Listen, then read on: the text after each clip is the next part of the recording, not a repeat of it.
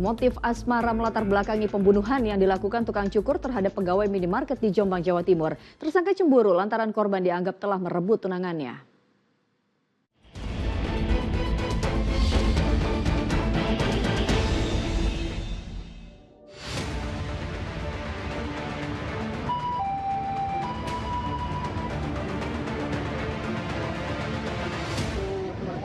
Tempat pangkas rambut di Jalan Dr. Wahidin Sudirohusodo, Jombang, Jawa Timur ini berubah mencekam tatkala terjadi tindak pembunuhan di dalamnya.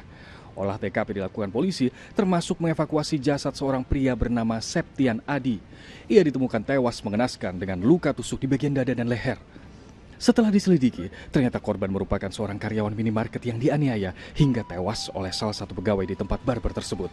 Pasti ada satu korban meninggal dunia. Untuk tersangka sudah kita amankan dan untuk korban kita bawa ke rumah sakit umum untuk kita lakukan otopsi.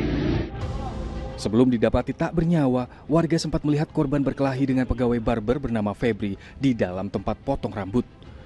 Warga yang melihat korban sudah tak berdaya, kemudian mengamankan Febri untuk diserahkan ke aparat Polsek Jombang.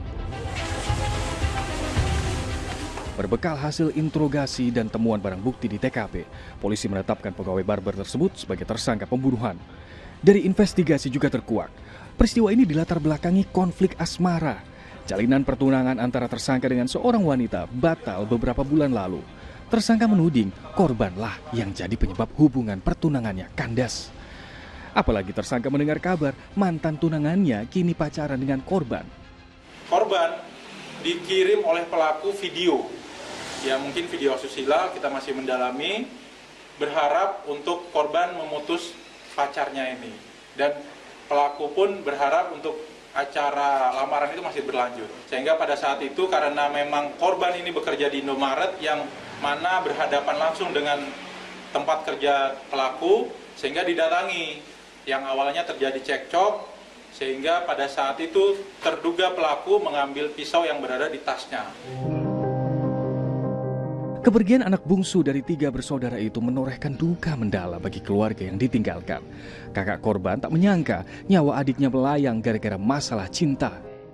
Yang membunuh adik saya mendapat hukuman yang setimpal dengan perbuatannya, itu aja.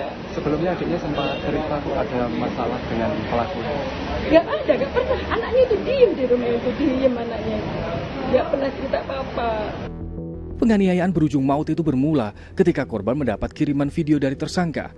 Diduga isinya adegan asusila sang kekasih alias mantan tunangan tersangka.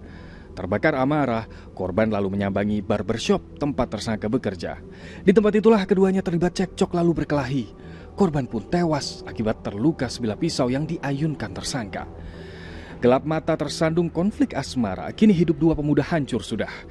Yang satu kehilangan nyawa, sedangkan tersangkanya harus meringkuk di tahanan terancam hukuman maksimal 15 tahun penjara. Tim Liputan melaporkan.